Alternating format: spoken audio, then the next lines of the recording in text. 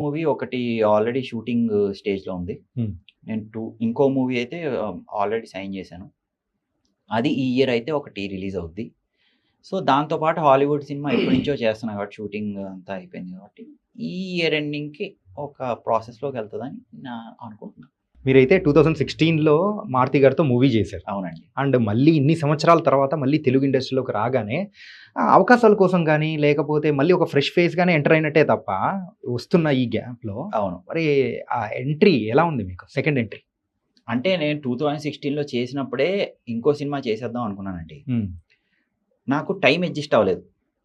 ఇప్పుడు time adjust అవ్వలేదు. కానీ ఇప్పుడు నేను సినిమా చేస్తున్నప్పుడు వాళ్ళే ఉన్నారు. పాత మారుతి గారు వాళ్ళు అందరూ నాకు తెలిసినోళ్ళే. ఎందుకంటే నేను ఆల్రెడీ సినిమా వర్క్ చేశాను గదా! వాళ్ళు అలాగే ఉన్నారు ఫేసెస్. అంటే ఫ్రెష్‌గా వచ్చినట్టు నాకేం అనిపియలేదు. హ్మ్. షూటింగ్ ఆల్రెడీ చేశాను గదా నేను. ఫ్రెష్‌గా వచ్చినట్టు నాకేం అనిపియలేదు. నాకు ఓల్డ్ అందరూ ఆళ్ళే ఉన్నారు కాబట్టి. బట్ కాకపోతే కాలం మారింది. అవును. దాంతో పాటు కాపోతే హిట్స్ అండ్ ట్రెండ్, పేరు, ప్రఖ్యాతలు అన్నీ కూడా పెరిగాయి గదా! అవును. ఇప్పుడు నేనేమంటున్నానంటే, నేను ఒక 100% కష్టపడ్డాననుకుందాం. హ్మ్. నేను నే నా నా నా దాంట్లో ఉన్నప్పుడు.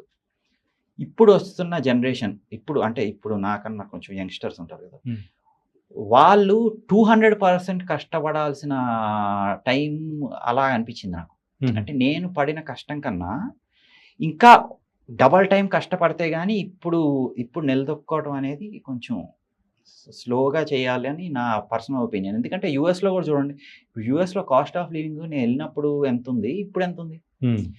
ఇప్పుడు ఒక డాలర్ రేట్ అనేది ఎంతుంది? 40 ఎప్పుడు తక్కువుండేది. ఇప్పుడు 90 ప్లస్‌లోకెళ్ళిపోయింది గదా! అంటే ఎంత చూడండి డబల్. హ్మ్. ఇప్పుడు అంటే నా పర్సనల్ ఒపీనియన్ ఇది. ఇంకా ఎక్కువ